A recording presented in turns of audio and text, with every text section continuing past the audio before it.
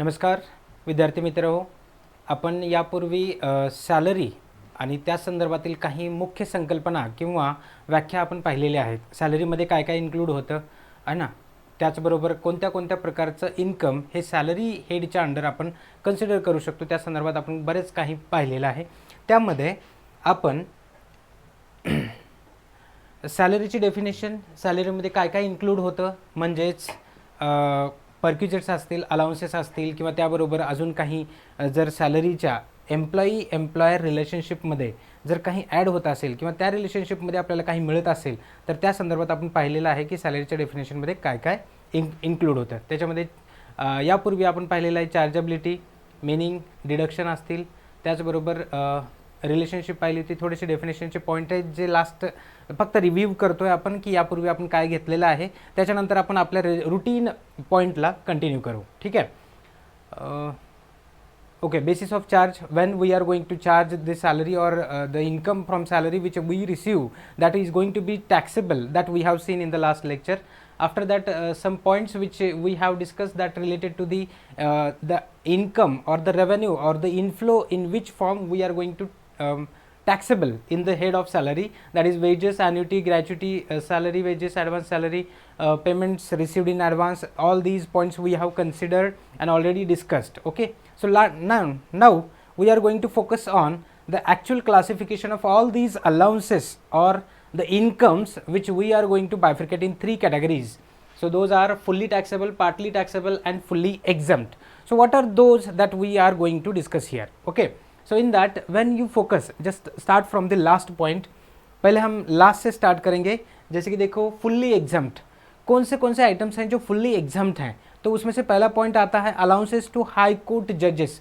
अभी थोड़ा सा हम लास्ट से क्यों स्टार्ट कर रहे हैं, क्योंकि जब हम फुल्ली टैक्सेबल या पार्टली टैक्सेबल को हम फोकस करेंगे तो उस समय हमें उसके पॉइंट्स या उसके कंडीशंस उसे याद रखने पड़ेंगे. तो याद रख के फिर आगे जाने से अच्छा है कि पहले हम जो याद रखने की ज़रूरत नहीं है या फिर सिर्फ हमें पता है कि इतना इसका 100% हम एग्जाम करने वाले हैं, तो उसी हिसाब से हम उसको क्या करेंगे, कंटिन्यू करेंगे. ठीक है, तो उसमें से पहला पॉइंट आता है, हम फुल्ली एग्जाम के बारे में डिस्कस करेंगे. तो फुल्ली एग्जाम में देखो अलाउंसेस टू हाई कोर्ट जजेस, allowances paid by the United Nations organisation, compensatory allowance to received by जज, sumptuary allowance granted to high court जजेस, allowance granted government employees and outside India. तो यहाँ पे पूरा focus करने के बाद हमें पता चला ये सारे पॉइंट जितने भी कवर हो चुके हैं. यहाँ पे आप देख सकते हो ये जितने भी पॉइंट्स हैं ना, वो सारे के सारे गवर्नमेंट एम्प्लॉयज़ हैं. मोस्टली वहाँ पे सीनियर जजेस हैं या हाई कोर्ट के जजेस हैं, सुप्रीम कोर्ट के जजेस हैं या कुछ गवर्नमेंट अथॉरिटीज़ है या फिर ऐसे कुछ ऑफिसर्स हैं जो इंडिया के बाहर, मतलब हमारे इंडियन असेंबली में हो, आउटसाइड इंडिया गवर्नमेंट एम्प्लॉय बोल के या इंडियन गवर्नमेंट एम्प्लॉयज़ बोल के वहाँ पे काम कर रहे हैं. तो वैसे लोगों को यहाँ पे जो भी सैलरी पे की जाती है वो वहाँ पे फुल्ली एग्जाम्प्ट के नेचर पे हमें कंसिडर करना है. Next, partly taxable. अब ये partly taxable means whenever you receive some amount from the employer, out of the total amount some part of और some portion of the amount is going to be taxable. So how much amount is going to be taxable, that we need to consider first, है ना. So while calculating or bifurcating or just allocating these taxable and non-taxable allowances, so in that situation house rent allowance, special allowances which are specifically mentioned, अगर आप कुछ amount वहाँ पे employer के पास से receive कर रहे हो तो वैसे सारे सिचुएशन में उसमें से कितना पार्ट हमें टैक्सेबल करना है, कितना नहीं करना है, उसके लिए हमें कंडीशन पता होनी चाहिए. तो वो कंडीशंस कौन से हैं वो हम देखेंगे यहाँ पे पार्टली टैक्सेबल अलाउंस में.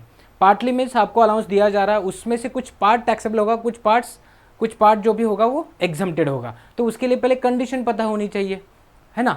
मतलब जैसे कि अगर हमारे ड्राइवर, हमारे लिए कंपनी ने कोई मोटर व्हीकल अरेंज की है और मोटर व्हीकल में मीन्स एक व्हीकल हमारे लिए स्पेसिफिकली अलाउंसेस के तौर पे दी है और उसके साथ उसका ड्राइवर भी दिया है. तो ड्राइवर की एग्जाम्पल के तौर पे ले रहे हैं, इसको डिटेल में हम नेक्स्ट पॉइंट में कवर करेंगे. तो देखो क्या हो रहा है, यहाँ पे ड्राइवर की फैसिलिटी हमें दी जा रही है. सो ड्राइवर का पेमेंट जो है उसकी सैलरी कौन पे कर रहा है, हमारा एम्प्लॉयर पे कर रहा है. तो ऐसे सारे सिचुएशन में अगर एम्प्लॉयर हमारे ड्राइवर की सैलरी पे कर रहा है तो उस केस में कितना एग्जम्प्ट होना चाहिए और कितना टैक्सेबल होना चाहिए. So for that purpose per day, पर मंथ, पर ईयर एक स्पेसिफाइड अमाउंट आपको दी जाएगी उसके बेसिस पे. और ये ऐसे ही नहीं है, तो व्हीकल कौन सी चला रहे हैं उसके बेसिस पे उसके ड्राइवर की सैलरी भी एलोकेटेड हो सकती है। तो वो कंडीशंस आगे आएंगे, उसमें से कितना पार्ट एग्जम्प्टेड है कितना नहीं है वो हम नेक्स्ट पॉइंट जैसे ही आएगा इमीडिएटली वहाँ पे कंसिडर। अभी सिर्फ बाइफिकेशन देखो, एलोकेशन कैसे कैसे हमने किया है। नेक्स्ट पॉइंट है हमारा fully taxable allowances. So these are the allowances which will be received by the employee in all situation that is going to be taxable. Okay, what are those? Entertainment allowance, dearness allowance, overtime allowance, entertainment एक एक थोड़ा सा short में उसका हम meaning भी देखेंगे। Entertainment allowance में क्या हो रहा है, आपके एंटरटेनमेंट पर्पज़ के लिए अगर आपको कोई मूवी का टिकट या फिर कोई शो का एक मतलब पब्लिक शो है, जैसे सिंगिंग का है, ऑर्केस्ट्रा है, ऐसे गवर्नमेंट या फिर जो भी एम्प्लॉई है, हमारा एम्प्लॉयर है, उसने आपको टिकट्स या पासेस कुछ दिए हैं, तो वैसे सारे अलाउंसेस में अगर या फिर कोई स्पेसिफिकली अलाउंस दिया जाता है कि भाई बहुत हेक्टिक काम चल रहा है आपका पूरे दिन भर में, 24 आवर्स आपका, उसमें से कुछ लिमिटेड टाइम ही आप रेस्ट के लिए ले रहे हो और बाकी आपका एंटरटेनमेंट कुछ हो ही नहीं रहा, तो ऐसे सारे सिचुएशन में अगर आपको एंटरटेनमेंट की ज़रूरत होनी चाहिए, जिससे कि हमारा नेक्स्ट स्लॉट में आपका परफॉर्मेंस बहुत अच्छे से होना चाहिए, तो ऐसे सारे सिचुएशन में वैसे एम्प्लॉयज़ को एंटरटेनमेंट अलाउंस दिया जाता है। Okay, next dearness allowance to not to suffer the excessive inflation whenever the shifting from one place to another place by the employer to the employee. In that situation, if suppose any employee is working in Solapur, he has transport to the Pune district, in that situation the deviation in between these the standard of living as well as the market condition and the inflation rate and the demands which are there in that particular city as compared to the earlier city, if there is high deviation in that situation, the dearness allowance will be extra paid to that particular person. So यहाँ पे क्या हो रहा है, अगर आपको एक place से मतलब एक डिस्ट्रिक्ट से दूसरे डिस्ट्रिक्ट या एक जगह से दूसरे जगह पे आपको अगर ट्रांसफ़र किया जा रहा है, तो ऐसे सारे सिचुएशन में अगर उसकी लिविंग कॉस्ट उस डिस्ट्रिक्ट में या उस जगह पे रहने की कॉस्ट है ना, वो अगर लिविंग कॉस्ट अगर बहुत ज़्यादा है, स्टैंडर्ड ऑफ लिविंग अगर बहुत ज़्यादा है, तो वैसे सारी सिचुएशन में पुरानी जो सैलरी है वो आपको सफिशिएंट नहीं है, तो उसको सपोर्ट करने के लिए थोड़ा सा एक्स्ट्रा पे किया जाता है, वो कहा जाता है उसको dearness allowance. Next over time allowance, अगर आप कुछ एक्स्ट्रा पे एक्स्ट्रा वर्कआउट कर रहे हो, कुछ एक्स्ट्रा आवर्स आप कंपनी को अपने कॉन्ट्रीब्यूशन के थ्रू से वहाँ पे सब एक्स्ट्रा काम करके अगर दे रहे हो, तो वहाँ पे हम बोल सकते हैं कि ये ओवर टाइम अलाउंस है। ठीक है। नेक्स्ट है fixed medical allowance. Fixed medical allowance, okay, fixed medical allowance है, फिर मतलब मेडिकल अगर कुछ अभी जैसे शिफ्ट वाइज बहुत सारे लोग काम करते हैं, तो वैसे वहाँ पे मेडिकली फिट रहने के लिए कुछ अलाउंसेस दिए जाते हैं, या फिर आपको वहाँ पे थोड़ा सा मेडिकल सपोर्ट होना चाहिए कुछ मेडिसिन के लिए, या कुछ एक इंश्योरेंस पॉलिसी के अंडर भी आपको फिक्स्ड मेडिकल अलाउंसेस वहाँ पे दिए जाते हैं कि भाई आप अपने हेल्थ की प्रॉपरली केयर करो। ऐसे कुछ अलाउंस दिया, city compensatory allowance to meet the increase cost of living in the cities, likewise the dearness allowance. So you can interim allowance, बीच में ही कभी अगर आपको कोई एक्स्ट्रा अलाउंसेस दिया जाए कोई एक्स्ट्रा एक्टिविटी करने के लिए, या कुछ एक्स्ट्रा परफॉर्मेंस अगर आपको देना है, तो वहाँ पे दिया जाता है। Servant allowance, project allowance, tiffin, lunch, dinner, ये कोई भी हो सकता है, ब्रेकफास्ट है, लंच है या डिनर है, इस सारी सिचुएशन में आपको अगर कोई अलाउंस दिया जा रहा है कि आपको कैश पेमेंट दी जा रही है कि ये लो और इससे अपना जो भी नेसेसिटीज़ है वो वहाँ पे सेटिस्फाइड करो और अपना परफॉर्मेंस कंटिन्यू रखो, ऐसे सारे situation. Any other cash allowance, warden allowance, non participating allowance, transport allowance to employ other than the blind, deaf and dumb, ये सारी पॉइंट्स हमने एक्चुअली डिस्कस किए हैं। इसको हमने अब भी क्या किया है, प्रॉपरली बाइफिकेट किया है। सो हमने 3 कैटेगरी में बाइफिकेट किया है, fully taxable, partly taxable and fully exempt. Okay, तो थोड़ा सा आगे मूव करते हैं। हाउस रेंट अलाउंस, हमारा जो इंपॉर्टेंट पॉइंट है अभी यहाँ से जो प्रैक्टिकल क्वेश्चन हमें पूछे जाने वाले हैं वो है हमारा house rent allowance. In that house rent allowance section 10, अभी सेक्शन 10 के अंडर जितने भी अलाउंसेस आते हैं वो मोस्टली टैक्सेबल अलाउंस होते हैं और उसमें से कुछ पार्टली टैक्सेबल अलाउंसेस होंगे। ठीक है, तो ये सारी सिचुएशन में house rent allowance section 10 under section 13A यहाँ पे हम फोकस कर रहे हैं। देखो, HRA is a special allowance specifically granted to an employee by his employer towards, just a second, हाँ, towards payment of the rent for residence of the employee. House rent allowance granted to an employee is exempt to the extent at least of the following. So this is the partly taxable allowance. Okay, so what we have seen in the last slide, that is 3 types of or 3 categories. In that categories we have bifurcated the total allowances. Okay, total allowances और whatever receipt from the employer is there, है ना. Out of that one we have considered here, that is house rent allowance. So some portion or some allowances is given by the employer to the employee for meeting his residential expenses. Okay, so in that situation employer is going to support financially in this situation. So this is the house rent allowance to meet the household or housing residence expenditure. So here employee is going to support him. So in that, how we are going to calculate? So three conditions are there. Out of this, whichever is least one is there, that should be going to be calculated or treated it as, देखो, HRA granted to the employees exempt to the extent of the list of the following. Means उतना हमारा exempt होगा, means उतना हमारा non taxable रहेगा, और बचा हुआ जो भी रहेगा इन तीनों में से, यहाँ पे तीन कंडीशंस दिए हैं, अलग अलग कैटेगरीज में उन्होंने बाइफरकेट किया, उसको डिस्कस करेंगे हम. तो अभी तीन कैटेगरीज कौन से हैं, देखो यहाँ पे आप थोड़ा सा समझ सकते हो. तो तीन कैटेगरीज है, तीन कंडीशंस दिए हैं, दो कैटेगरीज है और तीन कंडीशंस हैं. तो इन दोनों सिचुएशन में हम समझने वाले हैं, इनमें से जो भी लीस्ट होगा उतना एग्जम्प्ट होगा, उससे ज़्यादा अगर आपको कुछ मिल रहा है तो that will be going to be taxable, है ना. उसमें देखो कंडीशंस क्या है. Metro cities, that is Delhi, Kolkata, Mumbai, Chennai, these are the metro cities for India, these main cities of India. So what is that, just focus on this. To meet the residence, the payment of for the rent of residence. अगर कोई employee इन चार city में से कोई भी city में अगर stay करता है या उसकी जॉब वहाँ पे है, तो उसका रेसिडेंशियल एक्सपेंडिचर और रेंट का पेमेंट जो भी करना है उसको फाइनेंशियली असिस्ट करने के लिए अगर कोई एम्प्लॉयर अपने एम्प्लॉय को अगर रेंट के फॉर्म में हाउस रेंट अलाउंस अगर कुछ वहाँ पे किया जाता है, तो उसमें से ये तीन कंडीशन में कैलकुलेट करो कितना हाउस रेंट अलाउंस उसको पे किया जा रहा है, कितना मिल रहा है, कि वहाँ पे कितना एग्जिस्ट करता है, और उसके पैरेलली जितना लिस्ट होगा वो हमारा टैक्स फ्री होगा, मीन्स एग्जम्प्ट होगा, और बचा हुआ जो एक्सेस अमाउंट हमें हाउस रेंट अलाउंस के तौर पे मिल रहा है वो रहेगा हमारा टैक्सेबल अलाउंस. ओके, तो उसके लिए कंडीशन क्या है. First, HRA actual received for the relevant period. आपका जो फाइनेंशियल पीरियड है, देखो यहाँ पे जब भी हम टैक्सेशन की बात करते हैं, सो while considering the taxation subject you need to, means normally it is assumed or presumed that you are expert in accounts. Okay, so means you have already followed everything properly in the books of accounts. You have ready made books of accounts with you, and accordingly you are going to calculate the taxability. Okay, so means आपका account का part तो complete है, means you have consider that periodicity concept. Periodicity concept में आपने एक period fix किया है, उस पीरियड को अगर आपको कुछ हाउस रेंट अलाउंस मिला है तो उस हाउस रेंट अलाउंस में से कितना एग्जाम करना है, उसके लिए जिस पीरियड में आप वो हाउस रेंट अलाउंस रिसीव कर रहे हो, तो actual house rent allowance received in that particular period, so it might be it normally 12 months, है ना.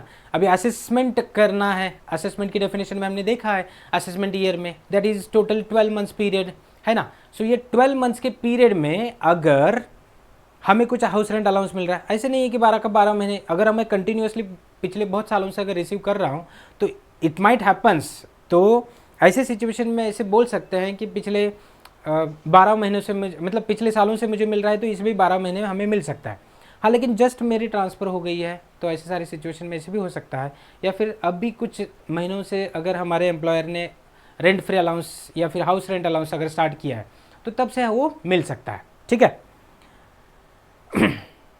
एम्प्लॉयरकडून आपल्याला राहण्याच्या सोयीकरता किंवा राहण्याचं जो भाडं आहे त्यामध्ये सपोर्ट करण्यासाठी जे काही मानधन दिलं जातं, अलाउन्सेस कॅश सपोर्ट केला जातो, त्याला आपण म्हणतो हाऊस रेंट अलाउन्स.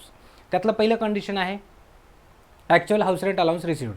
म्हणजे काय, actual house rent allowance received मतलब एम्प्लॉयर ने कितना हमें दिया है एक्चुअल में, 12 महीने के दिया, 3 महीने के, जितना भी दिया होगा उस पूरे पर्टिकुलर पीरियड में, उसमें से उतना पार्ट हम टोटल कैलकुलेट करेंगे एक्चुअल रिसीव्ड. एक्चुअल कितना मिला है एम्प्लॉयर से उतना हम साइड में लेंगे. दूसरा condition, rent paid minus 10% of salary for the relevant period. अभी सैलरी की डेफिनेशन क्या कंसिडर करना है for calculating house rent allowance, that is the different thing. Okay, so while going to that particular point we need to understand what is meant by salary. अभी salary में क्या क्या लेना है हम वो बाद में देखेंगे.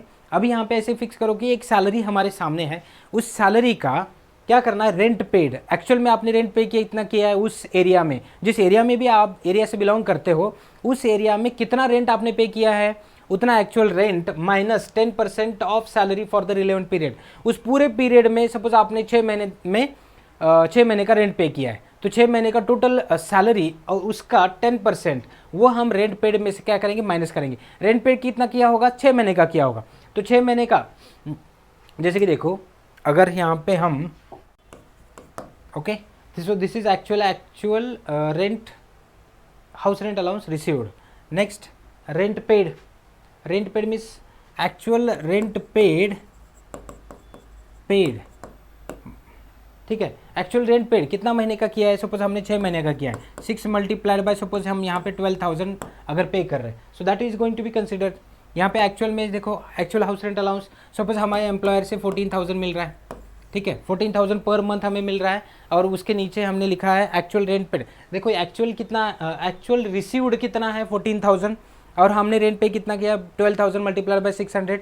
अब ये 14,000 मल्टीप्लाइड बाय पर मंथ हम करेंगे जितने महीने वो रिसीव हुआ है, उसके बाद हमने एक्चुअल में जितना पे किया वो minus 10% of salary for the relevant period. अब ये 6 महीने के लिए मुझे सैलरी कितनी मिली है, ऐसे हो सकता है पहले 3 महीने के लिए मेरी सैलरी शायद अलग थी, अगले 3 महीने में अलग थी, तो ये पूरे 6 महीने वो जो पीरियड है ना, वो 6 महीने का बस उतने पीरियड का कंसिडर करना है, उसका 10% करना है कैलकुलेट, और ये इसमें से माइनस होगा। Second condition. Third condition 50% of the salary for the relevant period. ये जो सैलरी यहाँ पे हमने कंसिडर किया है ना, उस सैलरी का डायरेक्ट 50% कैलकुलेट करेंगे। अभी वो सैलरी क्या कंसिडर, सैलरी में क्या क्या आना चाहिए, जैसे कि सैलरी में बेसिक सैलरी है, डीए है, कमीशन है, अलग अलग इनफ्लोज हो सकते हैं, तो वो कौन से होंगे उसकी डेफिनेशन अलग से हम देखेंगे। अभी तो सिर्फ इतना फोकस करो कि सैलरी हमारे पास है, तो उसका 10% हम रेंट पेड से माइनस करेंगे, सेकंड कंडीशन फुलफिलमेंट होगा। थर्ड कंडीशन में 50% ऑफ दिस टोटल सैलरी जो ऊपर हमने कंसिडर की है, उसका 50% हम नेट यहाँ पे कैलकुलेट करेंगे, और वो third condition. Out of this 3 whichever is least that will be exempted, है ना। तो यहाँ पे क्या हो रहा है, इस तीनों में से जो भी लिस्ट होगा, मतलब मिनिमम होगा, कम से कम होगा, कमित कमी, ठीक है, वो हमारा रहेगा एग्जम्प्टेड। उससे अलावा जितना भी एक्स्ट्रा आएगा वो सब कुछ हमारा रहेगा टैक्सेबल। अब ये हमें समझना है, कंसेप्ट समझो पहले, उसके बाद हम प्रैक्टिकल क्वेश्चन देखेंगे और इमीडिएटली उसका सॉर्ट आउट भी करेंगे, ठीक है। नेक्स्ट कंडीशन क्या है, देखो यहाँ पे पहली कंडीशन थी कि भाई वो बंदा, वो एम्प्लॉई अगर दिल्ली, कोलकाता, मुंबई, चेन्नई इस 4 सिटी में अगर रहता है, तो ये सारी कंडीशन थी। अभी थोड़ा सा आगे मूव करते हैं। अगर वो बंदा सपोज ये 4 सिटी को छोड़ के बाकी सारी सिटी में, सारी डिस्ट्रिक्ट में या कोई भी गांव में रिसाइड करता है, तो ऐसे सारे सिचुएशन में 3 कंडीशन कौन से हैं, एचआरए एक्चुअल रिसीव्ड जैसे उधर था वैसे ही सेम है। Next rent paid minus 10% of salary, that is same as he is residing in the this metro condition. और लास्ट वाला पॉइंट क्या है, 40% ऑफ दिस सैलरी। अभी पहले कंडीशन में क्या हुआ था कि हमने 50% लिया था, क्यों, क्योंकि वो बंदा मेट्रो सिटी में रह रहा था। अभी मेट्रो सिटी छोड़ के बाकी कोई भी एक जगह पे अगर वो रिसाइड करता है, वहाँ पे वो रेंट पे करता है, तो ऐसे सारी सिचुएशन में हमें करना क्या होगा, हमें करना होगा 40% ऑफ सैलरी। जो सैलरी का ऊपर का पोर्शन लिया ना, वही हमें नीचे भी लेना है, और वो क्या लेंगे हम देखेंगे बाद, ठीक है। तो ये होगी हमारी एक्चुअल एचआरए का कैलकुलेशन, एचआरए एग्जम्प्टेड एचआरए का calculation. So out of this 3 whichever is list that is going to be exempted and remaining balance will be taxable. Okay, below that just go through this, what is mentioned in below that. Exemption is not allowed to an assessee who lives in his own house. Just focus, it is very important, है ना। अभी देखो ये क्या कह रहा है, exemption is not available। अभी काफ़ी सारे ऐसे एम्प्लॉयज़ होते हैं, देखो क्या कह रहे हैं ये, exemption is not available to the assessee who lives in his own house or in a house for which he has not incurred the expenditure। अब ये कौन टेस्ट करेगा, depends, because if you are paying rent that will be disclose under your PAN, है ना।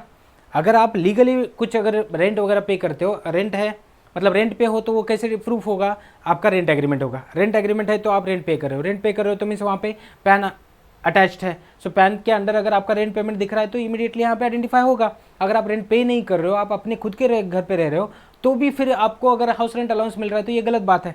तो ऐसे सारे situation में if exemption is not available to then assessee who lives in his own house, अगर उसका खुद का घर है तो उस घर में रह रहा है तो उसको हाउस रेंट अलाउंस नहीं मिलेगा। नेक्स्ट, अगर ऐसे घर में रह रहा है जहाँ पे उसको एक्सपेंडिचर इनकर करने की जरूरत नहीं है, फिर भी वो हाउस रेंट मिलेगा क्या, नहीं मिलेगा। Next, salary for his purpose means basic salary, ये वाला इंपॉर्टेंट पॉइंट है हमारे लिए। अभी थोड़ा सा यहाँ पे फोकस करो। हाँ, ये वाला पॉइंट अभी मुझे थोड़ा सा स्पेसिफिकली दिखाना है आपको। Salary for this purpose means basic salary. अभी अब तक हम देख रहे थे कि भाई 10% of salary, 50% of salary, 40% of salary, whatever we are going to consider here that what is mean by salary. So in that salary includes this basic salary. आपके जो पूरे टोटल सैलरी का डेफिनेशन दिया ना उसमें से basic salary का content, फिर उसके बाद डियरनेस अलाउंस उसमें ऐड करेंगे, basic salary plus dearness allowance if provided in terms of employment. अगर वो डियरनेस अलाउंस अगर आपके एम्प्लॉयमेंट का ही पार्ट है तो उस सारे सिचुएशन में। Next, commission as fixed percentage of turnover. ऐसा कमीशन जो आप पूरे साल में रिसीव कर रहे हो जो फिक्स्ड परसेंटेज ऑफ टर्नओवर है, तो वैसे सारे सिचुएशन में उस कमीशन को भी आप 11 यहाँ पे ऐड कर सकते हो। ठीक है, नेक्स्ट लास्ट वाला point, relevant period means the period during which the said accommodation was occupied by the assessee during the previous year। मतलब जिस पीरियड में आप रह रहे हो उस पर्टिकुलर पीरियड का ही हमें क्या करना है, वहां पे HRA कंसिडर करना है। ठीक है, ओके चलो let's move towards the next part, है ना। अब यहाँ पे देखो हमें क्या करना है, हमने जो अभी जस्ट थोड़ी देर पहले जो हमने देखा, क्या देखा था, ये HRA का calculation. Hope so you have understood properly what is mean bye house rent allowance. House rent allowance क्या होता है, अगर आप कहीं पे रहने जाते हो वहाँ पे आपको जो रेंट पे करना पड़ता है उसको फाइनेंशियली असिस्ट करने के लिए अगर एम्प्लॉय ने कुछ पेमेंट किया है तो वैसे सारे पेमेंट्स को कहा जाता है यहाँ पे rent, house rent allowance. Housing rent को सपोर्ट करने के लिए जो अलाउंस दिया जाता है उसे कहेंगे हाउस रेंट अलाउंस। ओके चलो ठीक है, अभी हम इससे रिलेटेड एक क्वेश्चन देखेंगे। ठीक है, अब ये याद रखना, दिल्ली, कोलकाता, मुंबई, चेन्नई, इन तीनों सिटीज़ में मतलब चारों सिटीज़ में छोड़ के जो भी बाहर रहता उसके लिए लास्ट वाली कंडीशन होगी 40% वाली। ठीक है, so just focus on this practical question which is going to be asked. अभी देखो हमारे जो लेक्चर चल रहे हैं मोस्टली बहुत सारे कॉम्पिटिटिव एग्जाम के लिए चल रहे हैं, जैसे कि इनकम टैक्स ऑफिसर है, सेल्स टैक्स इंस्पेक्टर है, ऑफिसर है, इनकम टैक्स असिस्टेंट है, या फिर ये नगर परिषद, महाराष्ट्र नगर परिषद लोक सेव सॉरी लेखा परीक्षा मीन्स अकाउंटेंट एंड ऑडिटर हो सकता है, या फिर महाराष्ट्र नगर परिषद का कर निर्धारण अधिकारी। ये सारे अलग अलग पोस्ट हैं, उसके लिए स्पेसिफिकली हम इनकम टैक्स का ये पार्ट यहाँ पे डिस्कस कर रहे हैं। तो इसमें जो भी क्वेश्चन्स पूछे जाएंगे ऐसा एक छोटा सा क्वेश्चन आपको दिया जाएगा, एक छोटा सा क्वेश्चन असा दिला जाईल, त्यातून स्पेसिफिकली तुम्हाला directly calculate house rent allowance अशा पद्धतीने विचारलं जाऊ शकतं। तर थोडंसं फोकस करा, काय काय दिलेलं आहे तुम्हाला। Calculate house rent allowance, David has the following details of the following emoluments. छोटासा क्वेश्चन, 2-3 लाईनचा क्वेश्चन दिला जाईल, त्यामध्ये तुम्हाला हाऊस रेंट अलाउन्स अगर समजलं तर त्यानुसार आपल्याला पुढे जाऊन ते कॅल्क्युलेट करायचे। फास्ट आपण काय करू शकतो, कॅल्क्युलेट। छोटे छोटे अमाऊंट्स दिलेले आहेत त्याला फक्त तुम्ही कॅल्क्युलेट करा, इमिडिएटली तुमचा हाऊस रेंट अलाउन्स त्या ठिकाणी निघेल। बेसिक सैलरी है 3000, DA है 600। देखो बेसिक सैलरी है 3000 per month. Per month means per month, yearly we need to consider. Next, dearness allowance, forming part of retirement benefit. मतलब ये क्या है, अभी ये डिटेल में रिटायरमेंट बेनिफिट तक आपको ये डियरनेस अलाउंस मिलेगा, या रिटायरमेंट बेनिफिट में भी आपका ये डियरनेस इंक्लूड होगा। सो इसका मतलब है that is related to the term of employment, that is 600 per month. Next, commission, commission is going to be received ₹6000 per month. So commission भी मिल रहा है उसका, वो भी तो उसके एम्प्लॉयमेंट का ही पार्ट है। तो वैसे सारे सिचुएशन, कमीशन ये एक्स्ट्रा कमीशन नहीं है, एम्प्लॉयर एम्प्लॉय रिलेशनशिप में का ही कमीशन है। तो ऐसे सारे सिचुएशन में 6000 पर मंथ वहाँ पे मिल रहा है। Next, house rent allowance received. अभी हाउस रेंट अलाउंस एक्चुअल में ये देखो, वो फर्स्ट कंडीशन थी, हमने पिछले जो फॉर्मेट में देखा था उसमें फर्स्ट कंडीशन थी actual house rent allowance received. So in that how much actual house rent allowance we are going to receive, that house rent allowance received ₹900 per month. Okay, so 900 per month. Likewise, we can calculate 10,000 92 to 1,10,900 likewise है ना। 10,900 हमारा total year का house rent allowance हो सकता है। Rent paid for accommodation at Jaipur ₹1000 per month. अभी देखो ये बंदा, अभी जो हमने 4 सिटीज़ की बात कर रहे थे ना यहाँ पे, तो वो 4 सिटी में से ये बंदा हमारा रह कहाँ रहा है, जयपुर। ठीक है, so hope so you are able to see this Jaipur. अभी देखो जयपुर में ये बंदा रह रहा है, तो ऐसे सारे सिचुएशन में वो 4 मेट्रो सिटी को छोड़ के तो रह रहा है यहाँ पे। तो 4 मेट्रो सिटी को छोड़ने के बाद हमारा क्या होगा, वो थर्ड वाली जो कंडीशन है उसमें हमें 40% लेना है। सो जयपुर है तो हमारा 40% वाला थर्ड कंडीशन रहेगा। हाउस रेंट अलाउंस, अभी सैलरी में क्या क्या लेना है वो सैलरी में हम ऐड करेंगे। उसके बाद सैलरी की डेफिनेशन में हमने सैलरी को कंसिडर किया। पहली कंडीशन था एक्चुअल हाउस रेंट अलाउंस कितना है, 900 पर month. 900 multiplied by 12, so 10,900 likewise, sorry 10,800 yearly आ जाएगा हमारा ये। नेक्स्ट देखो ये वाली कंडीशन एक हो गई। सेकंड कंडीशन थी rent paid minus 10% of salary. तो ये सेकंड वाली कंडीशन हमारी यहाँ पे हमें फोकस करना है। सेकंड वाली कंडीशन को कैलकुलेट करके actual rent paid minus 10% of salary. Salary क्या है, अभी ये थर्ड वाली कंडीशन जो है ना ये है salary. So we need to calculate what is mean by salary. So accordingly इसका पहले 10% कैलकुलेट करेंगे, that will be deducted from this actual. और थर्ड कंडीशन में, मतलब ये सेकंड में ही हम सैलरी कैलकुलेट करें, थर्ड में क्या होगा, डायरेक्टली 40% ऑफ सैलरी। ठीक है, ये ऐसे हमें जाना है। ये प्रैक्टिकल क्वेश्चन ऐसे छोटे छोटे आते हैं, फर्स्ट क्वेश्चन है इसके लिए थोड़ा सा हम प्रॉपरली उसको फोकस कर रहे हैं। ठीक है, तो अभी देखो क्वेश्चन हमारे सामने है, तो उसके हिसाब से हमें आगे मूव करना है। सो पहले तो हमें देखो सैलरी में क्या क्या लेना है। बेसिक सैलरी लेंगे हम, डियरनेस अलाउंस लेंगे, उसके बाद कमीशन विच इज़ एप्लीकेबल है ना। तो देखो फिर कितना हो रहा है,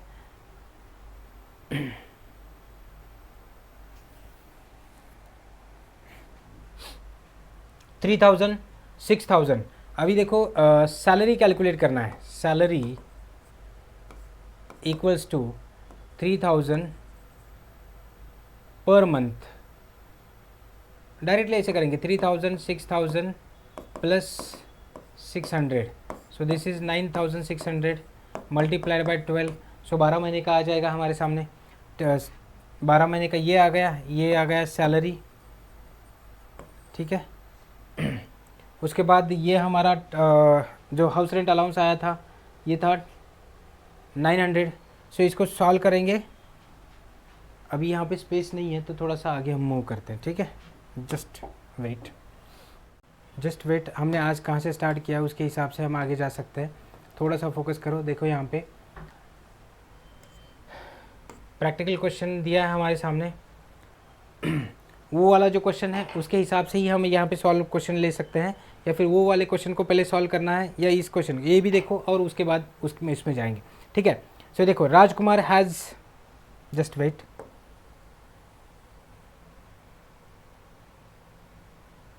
पहले हम सॉल्व क्वेश्चन आपको दिखाते हैं, फिर उसके बाद आप प्रैक्टिकली आप खुद ही होके उसको कॉल सॉल्व करने की कोशिश करोगे। ठीक है, सेम क्वेश्चन है। Mister Rajkumar has the following receipt from his employers. So उसमें देखो बेसिक पे मिला है 40,000 पर मंथ, यहाँ पे भी सेम है।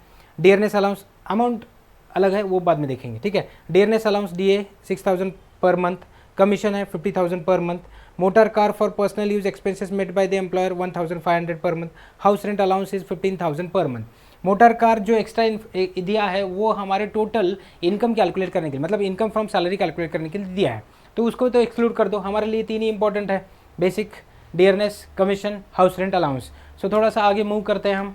ओके, सॉल्यूशन में देखो कैसे सॉल्यूशन दिया है, फाइंड आउट। अभी क्वेश्चन कैसे पूछा जा रहा है, थोड़ा सा फोकस करो यहाँ पे, what you are going to ask to do here. Okay, so find out the amount of HRA eligible for exemption to Mr. Raj Kumar, assuming that he has paid a rent of rupees 16,000 per month for his accommodation at the Kanpur. Kanpur is apart from these 4 metro cities, है ना। so metro cities हमारे क्या है, 4 metro cities है, दिल्ली, कोलकाता, चेन्नई और कौन सा था, दिल्ली, मुंबई, है ना। ये 4 सिटी को छोड़ के जो भी बचे हुए सिटीज़ हैं उस सारे सिटीज़ में हमें 40% लेना है। सो कानपुर है, सो DA भाई एक्चुअल रेंट कितना पे कर रहा है, 16,000। इसके पहले हमें कुछ डिटेल्स वहाँ पे दिए हैं, तो थोड़ा सा सोल्यूशन में फोकस करते हैं। HRA received, actual HRA received कितना दिया था हमें उन्होंने, देखो actual HRA received, how much actual HRA received they have mentioned here. House rent allowance 15,000 per month, 15,000 multiplied by 12, so that is going to be here. HRA received 1,80,000, आप थोड़ा सा try करके देख सकते हो, 15,000 मल्टीप्लाइड बाय 12। ठीक है, so 15,000 multiplied by 12 that comes here how much, this one, if you are able to see this, that is 1,80,000। Next वाला point, less exempt under section 10 under section 13A। ठीक है, अभी ये कैलकुलेट करने के लिए, सो देखो ये कैलकुलेट करने के लिए हमें क्या करना होगा, HRA कैलकुलेट करना है। अभी एक्चुअल टैक्सेबल HRA कैसे करना है, तो हमें 3 कंडीशन में हमें HRA कैलकुलेट करना है। थोड़ा सा अगर थोड़ा सा इधर उधर हो चुका है तो थोड़ा सा बाइफरकेट करके फोकस करके थोड़ा सा देखो। हमें हमारे क्वेश्चन में जितना भी डिटेल्स दिया है उसमें से जितना दिया होगा उसमें से HRA कैलकुलेट करना है, और जो भी लीस्ट होगा वो टैक्स फ्री होगा। सो टैक्स फ्री होगा मीन्स हमें एक्चुअल HRA कितना मिला है, जितना भी मिला होगा उसमें से ये नीचे दिए गए वर्किंग नोट में हम 3 कंडीशन अप्लाई करेंगे, 3 में से जो भी सबसे कम होगा उतना माइनस करेंगे, और जो भी बचा हुआ होगा वो हमारा टैक्सेबल होगा। सो दैट इज सिंपल, है ना। सो टैक्सेबल HRA अगर कैलकुलेट करना है तो वो पहले हमें एग्जम्प्ट कितना है वो कैलकुलेट करना पड़ेगा, फिर जाके हमें टॅक्सेबल कितना है। मतलब आपको टोटल HRA आपको मिला आहे, मिळालेल्या सर्व HRA मधून तुम्हाला एक्झम्प्टेड किती आहे ते अगोदर कॅल्क्युलेट करावं लागेल, आणि त्यानुसार ते एक्झम्प्टेड मिळाल्यानंतर आपण काय करू, टोटल HRA मधून एक्झम्प्टेड HRA मायनस केल्यानंतर जे काही उरतं ते आहे आपलं टॅक्सेबल HRA, ठीक आहे, house rent allowance. So how we are going to calculate that taxable HRA. So in that actual amount received that is 15,000 multiplied by 12, यही हम कर रहे थे ना, 15,000 multiplied by 12 1,80,000. Next excess of actual rent paid by the assessee over 10% of salary. अभी यहाँ पे क्या करना है, एक्चुअल रेंट उसने कितना पे किया है, देखो ऊपर लिखा है 16,000 उसका एक्चुअल रेंट था. सो 16,000 multiplied by 12. So actual rent जो भी है 16,000 मल्टीप्लाइड बाय 12 जो भी आएगा अमाउंट उसमें से 10% ऑफ सैलरी. अभी 10% ऑफ सैलरी मीन्स हमारी जो सैलरी है उसमें से हम क्या करेंगे 10% माइनस करेंगे. अभी देखो सैलरी जो भी दी है हमारी, यहाँ पे डेफिनेशन में आप देख सकते हो, salary includes dearness allowance only when the terms of employment so provide but excludes all other allowances and perquisites. मतलब यहाँ पे हमारे सामने क्या क्या दिया था अगर आप देखोगे. सो इस क्वेश्चन में अगर आप देखते हो यहाँ पे, so basic salary and dearness allowance 40,000 and 6,000, ठीक है, 40,000 एंड 6,000 था. तो यहाँ पे देखो हम जब यहाँ पे 3 कंडीशन अप्लाई कर रहे हैं, सो टोटल 40,000 प्लस 6,000 दोनों मिला के हमारी टोटल सैलरी है, उसका 10% कैलकुलेट करना है. 46,000 पर मंथ पे जाते हैं, बाद में मल्टीप्लाई करते हैं. इतने बड़े अमाउंट को मल्टीप्लाई करेंगे, जैसे कि 60,000 मल्टीप्लाई बाय 12, इसमें से बचता कितना है उसको मल्टीप्लाई बाय 12. ऐसे करने से अच्छा है कि सीधा माइनस करके भी आप डायरेक्टली 12 कर सकते हो, ठीक है. सो 46,000 जो भी हमारी सैलरी है उसका 10% 4,600, ये 10% 16,000 माइनस 4,600 मल्टीप्लाइड बाय 12 करोगे तो हमारा आएगा, फास्ट हो रहा है क्या, थोड़ा सा फोकस करो. पर मंथ कितनी है 16,000 है, पर मंथ सैलरी कितनी है 46,000 है. सो उसका 10% हम पर मंथ का फोकस करते हैं. सो पर मंथ पे फोकस करो, 46,000 उसका 10% 4,600. सीधा क्या करो 16,000 में से 4,600 माइनस करो, 16,000 माइनस 4,600. सो 4,600 अगर उसमें से माइनस करते हैं 16,000 में से, सो 11,400. 11,400. सो 11,400 मल्टीप्लाइड बाय 12 करो. सो जो दोनों को 12 मल्टीप्लाई कर रहा है हमारा आएगा 1,36,600. 1,36,600 या फिर 16,000 मल्टीप्लाइड बाय 12 1,92,000. और यहाँ पे आएगा हमारा 4,600 मल्टीप्लाइड बाय 10%, वो आएगा 4,600 मल्टीप्लाइड बाय 12 उसका 10% आएगा 55,200.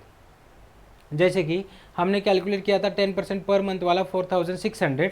अगर पर मंथ 4,600 है तो 12 महीने का कितना है उसका हिसाब से हमने यहाँ पे कैलकुलेट किया 55,200. अब इन दोनों को प्रॉपरली एडजस्ट करके देखो 1,36,800. पहले कंडीशन में मिला हमें 1,80,000, दूसरे में मिला 1,36,800.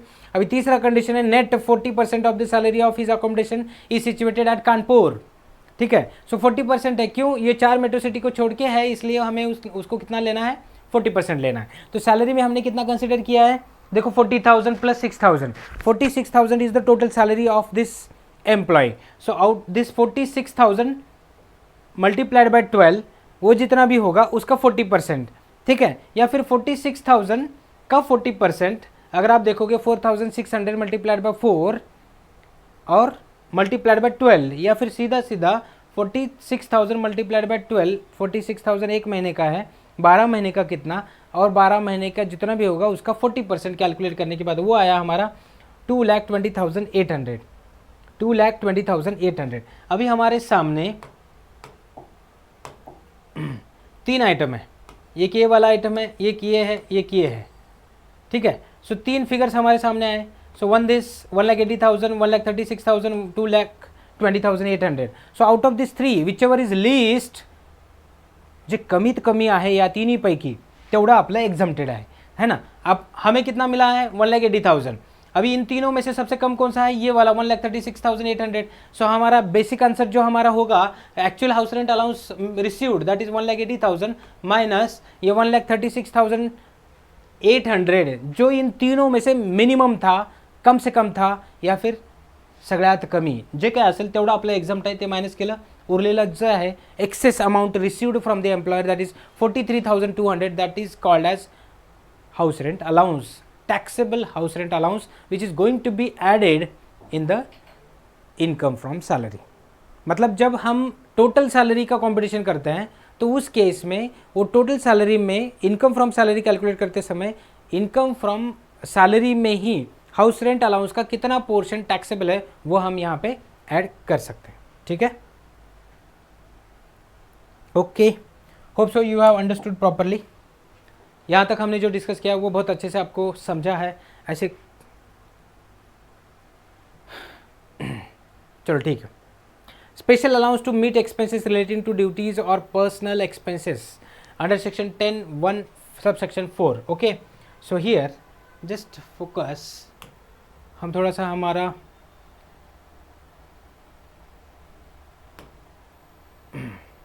ओके हमारे पीपीटी पे जाते हैं, हमारे कंटिन्यू पीपीटी पे।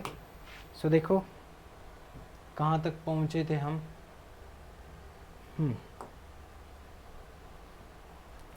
वो एक हमने क्वेश्चन लिया है ना, एक क्वेश्चन आपल्याला समजलं व्यवस्थितरित्या। आता हा दुसरा क्वेश्चन तुमच्यासाठी होमवर्क असं समजू शकता। हे पहा, बेसिक सॅलरी 3,000 पर मंथ, 12 महीने कैलकुलेट करा। DA 600 पर मंथ, 12 महीने का कैलकुलेट करो। कमीशन 6,000 पर मंथ, ये भी 12 महीने 12 मंथ्स। कमीशन भी हम ऐड करेंगे, बाकी सारे एक जो अलाउंसेस होते हैं वो that is not considered, but here in that question only motor car allowance is specifically given, so that is not included, but commission you can add. So in तीनों का टोटल करेंगे। पहले सैलरी में क्या क्या आएगा देखो, अगर हम सैलरी लेते हैं तो उसमें 3,000 प्लस 6,000 प्लस 600, तो ये 9,600 हमारी पर मंथ सैलरी है। इसको हमें 12 मंथ्स का करना है, ठीक है। उसके बाद हाउस रेंट अलाउंस रिसीव्ड 900 पर मंथ, सो 900 मल्टीप्लाइड बाय 12, ये आएगा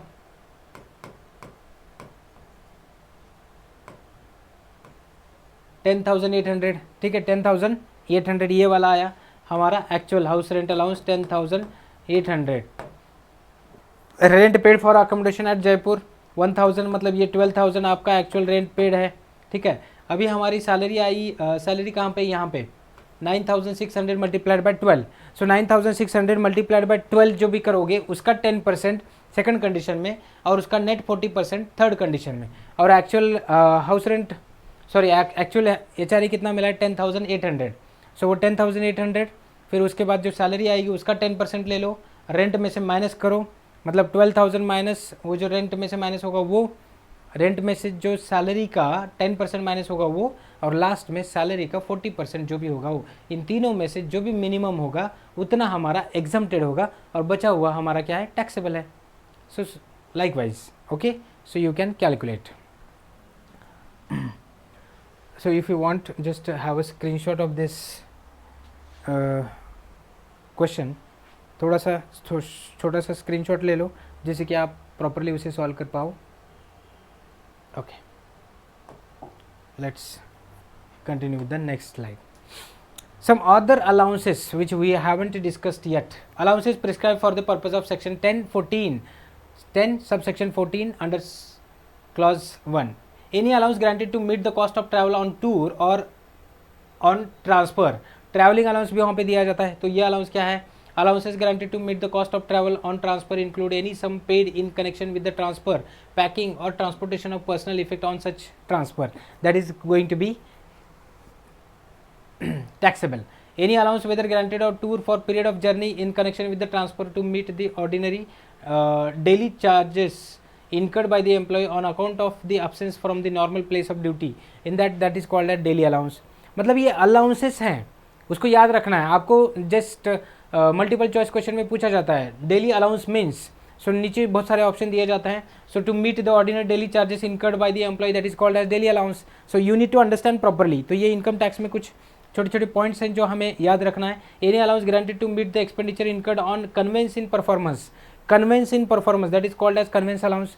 मतलब देखो जैसे कि आप घर पे रहते हो, घर से ऑफिस में जाते हो, तो आने जाने का जो ट्रांसपोर्टेशन है वो छोटा सा कन्वेंस, जो घर से इमीडिएटली अगर आप पहुंचते हो ऑफिस में तो इमीडिएटली आप फास्टली आप काम कंटिन्यू कर सकते हो। So in that situation that is called as conveyance allowance. Next है helper allowance. If you have provided a specific person as to assist your work, है ना, आपके काम को असिस्ट करने के लिए अगर कोई बंदा यहाँ पे हेल्पर बोल के रखा है तो उसको कहेंगे हेल्पर अलाउंस। नेक्स्ट आता है research allowance. If you need to accomplish that particular task via research, means for that purpose you need to conduct some research. So अगर ऐसा कुछ काम आपको दिया है जहाँ पे आपको रिसर्च भी करना है, रिसर्च करके थोड़ा सा स्टडी करके फिर उस काम को अच्छे से परफॉर्म करना है, तो ऐसे सारे सिचुएशन में हम उसको मान सकते हैं रिसर्च अलाउंस। ठीक है, any allowance granted to encouraging the academic research and training pursuit in education and research institution that is called as research allowance. ठीक है, अभी बहुत सारे स्टाफ मेंबर्स होते हैं जिनका नॉर्मल जो भी स्टडी है उसके अलावा कुछ एक्स्ट्रा रिसर्च करके फिर वो अपने ऑडियंस को, अपने स्टूडेंट्स को डिलीवर करना चाहते हैं। In that situation to increase the level of education as well as the level of that particular institute, that institute itself support to these staff members for involved in the research process. Okay, so likewise if any research allowance is provided to those staff members that is called as research allowance. Any allowance granted to meet the expenditure on purchase of or maintenance of uniform for wear during the performance of the duties of the office or employment of the profit. Uniform allowance, अभी देखो जैसे कि ये जो वर्दी वाले लोग होते हैं, वर्दी वाले एम्प्लॉयज जो होते हैं, जैसे कि पुलिस हैं, मिलिट्री वाले हैं, है ना, या जिनका फिक्स्ड यूनिफॉर्म होता है, या फिर सिक्योरिटी डिपार्टमेंट में जो भी काम करते हैं, तो ऐसे सारे सिचुएशन में देखो अगर उनको यूनिफॉर्म डेली बेसिस पे अगर पहनना है तो कुछ अगर उनको असिस्टेंस प्रोवाइड किया जाता है या फिर यूनिफॉर्म अलाउंस अगर दिया जाता है तो उसका मेंटेनेंस, उसका क्लीनलीनेस है, उसका वॉशिंग है, क्लीनिंग है, उसका प्रेसिंग है, ये सब कुछ मेंटेन होगा और जिससे कि वो अच्छे से हमारे अपने उनके ड्यूटीज़ को परफॉर्म करे, इसके लिए कुछ यूनिफॉर्म अलाउंस भी वहाँ पे दिया जाता है। All these are the taxable allowances. Okay, so next है स्पेशल अलाउंसेस। एक लास्ट वाला पॉइंट है छोटा सा, उसे कंप्लीट करते हैं। Special allowance, amount of exemption, list of the following allowances, actual allowance, actual expenditure incurred. अभी ऐसे कुछ अलाउंसेस हैं जहाँ पे जितना आपको अलाउंस मिल रहा है उसमें से एक्चुअली आपने कितना पे किया बस उतना एग्जाम्प्ट है, बाकी कुछ सब कुछ टैक्सेबल है। ठीक है, मतलब जितना इनकर करोगे बस उतना ही टैक्स फ्री, मतलब एग्जाम्प्टेड रहेगा, बाकी सब कुछ एक्स्ट्रा अगर मिल रहा है तो वो क्या रहेगा, आपका टैक्सेबल रहेगा। सो उनमें क्या क्या है देखो, वो तो हो गया। Next heading, allowances prescribe for the purpose of section 10 subsection 14(1). Okay, so what are those? Children education allowance. अभी ये भी शायद आपने डिस्कस किया है, नहीं किया है, थोड़ा सा अच्छे से उसे कंटिन्यू करो। चिल्ड्रन एजुकेशन अलाउंस देखो 100 per month per child up to maximum of 2 child और 2 चिल्ड्रन। अभी हर एक एम्प्लॉय को 2 चिल्ड्रन का, मैक्सिमम 2 चिल्ड्रन का अलाउंस वहाँ पे एग्जम्प्ट रहेगा। 100 पर मंथ पर चाइल्ड, मतलब आपके पास अगर 2 चाइल्ड है तो पर मंथ आपको 200 मिलेंगे, सो पूरे साल के 2400 मिलेंगे। तो ऐसे 2400 तक आपको अगर कुछ चिल्ड्रन अलाउंस मिल रहा है, यहाँ पे चिल्ड्रन एजुकेशन अलाउंस मिल रहा है, तो उस केस में वो चिल्ड्रन एजुकेशन अलाउंस क्या रहेगा, उतना एग्जम्प्टेड रहेगा। ठीक है, कितना 2400। सो इसको कंसिडर किया 100 पर मंथ, तो एक चाइल्ड का पर मंथ 12 महीने कितना हुआ 1200, 2 चाइल्ड के 2400, उतना हमें एग्जाम्प्ट रहेगा। Transport allowance for committing between the place of the residence and the place of duty, यहाँ पे ट्रांसपोर्ट अलाउंस दिया है तो 3200 per month for the employ who is blind, deaf and dumb और आर्थोपेडिकली हैंडीकैप्ड। अभी जितना भी फिजिकली चैलेंज्ड लोग हैं यहाँ पे, बस उनके लिए अगर कोई ट्रांसपोर्टेशन फैसिलिटी दी है तो उनको ये 3200 पर मंथ क्या होगा, एग्जम्प्टेड रहेगा। ठीक है, उतना ही एग्जम्प्टेड वहाँ पे रहेगा। और बाकी का क्या है, बाकी का टैक्सेबल, अगर उससे ज़्यादा आपको मिलता है तो वो क्या रहेगा, टैक्सेबल रहेगा। ठीक है, और वो भी कौन से लोगों को, सिर्फ deaf, dumb and deaf, blind, dumb and orthopaedically challenged और फिजिकली हैंडीकैप्ड आप बोल सकते हैं, which is specifically certified and approved, only those. Hostel expenditure of employ children, अगर कोई एम्प्लॉय का बच्चा किसी हॉस्टल में रहता है तो उसका एक्सपेंडिचर इनका करना है 300 per month per child up to maximum 2 children, मतलब 2 बच्चों के लिए हॉस्टल का इंतज़ाम मैक्सिमम 300 पर मंथ के हिसाब से वो करेंगे, मतलब 600 पर मंथ, 2 चिल्ड्रन का 600 मल्टीप्लाइड बाय 12, तो उसके हिसाब से हम उसको कंटिन्यू कर सकते हैं। 7200 मैक्सिमम अमाउंट यहाँ पे एग्जम्प्टेड रहेगा। Next, any allowance granted to an employee working in any transport system to meet his personal expenditure during his duty performed in the course of running such transport from one place to another, provided that such employee is not in receipt of daily allowance। अगर उसको कुछ daily allowance नहीं मिलता है specifically, तो ऐसे सारे situation में 70% of such allowance up to the maximum of 10,000 per month, मतलब एक तो जिसको जितने उसकी अलाउंस मिल रहा है उसका 70% हम लेंगे, मतलब सपोज उसको हर साल 10,000 रुपये मिलते हैं, उसका 70% 7,000 हमने साइड में लिया, और यहाँ पे क्या दिया जा रहा है मैक्सिमम 10,000, मतलब वो 10,000 से ज़्यादा नहीं होना चाहिए, मतलब हमने जो कैलकुलेट किया था वो 7,000, ये 10,000 से कम है ना, तो उतना उसका एग्जाम्प्ट रहेगा, बाकी सब कुछ टैक्सेबल रहेगा। अगर उसको आने जाने के लिए कोई डेली अलाउंस नहीं दिया जाता और ट्रांसपोर्ट एम्प्लॉई है, ट्रांसपोर्ट सिस्टम में वो एम्प्लॉय है, तो वैसे सारी सिचुएशन में 70% of such allowance is going to be exempted and maximum up to ₹10,000, ठीक है। सो 10,000 से ज़्यादा नहीं होना चाहिए, लेकिन 70% ऑफ एक्चुअल अलाउंस रिसीव्ड होना चाहिए। तो ये सारे थे अलाउंसेस, ठीक है।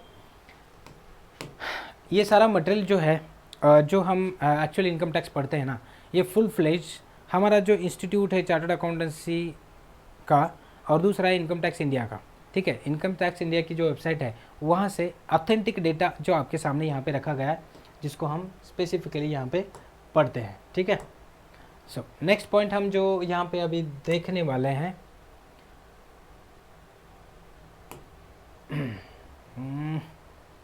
Just a second, we have lost that.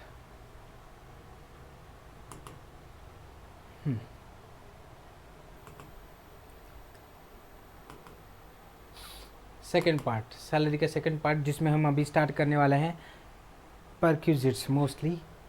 देखते हैं क्या सीन है हमारा। perquisites, okay।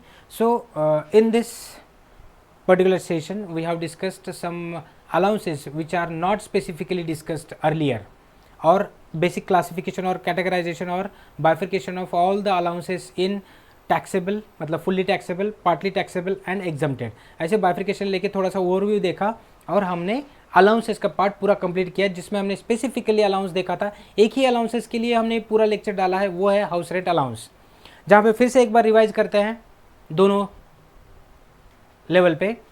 सो अगर वो बंदा 4 मेट्रो सिटी में रहता है, ठीक है, तो 4 मेट्रो सिटी में रहने वाले लोगों के लिए 50% एक कंडीशन है, 50% ऑफ सैलरी, और 4 मेट्रो सिटी को छोड़ के जो बाकी शहरों में रहते हैं उनके लिए 40% ऑफ सैलरी। अभी कंडीशन कौन से है, जो एक्चुअल HRA मिल रहा है उसमें से ये जो 3 कंडीशन में हम कैलकुलेट करने वाले हैं, इसमें से जो मिनिमम है वो माइनस करेंगे, जो बचा हुआ पोर्शन है वो टैक्सेबल रहेगा, ठीक है। अभी एक्चुअल HRA रिसीव्ड वो तो हमने साइड में लिया है। अभी 3 कंडीशन में भी एक्चुअल HRA रिसीव्ड पहला, दूसरा actual actual rent paid minus 10% of salary, वो सैलरी हमने अलग से कैलकुलेट की है, उसका 10% लेंगे, वो रेंट पेड में से माइनस करेंगे, वो सेकंड कंडीशन है।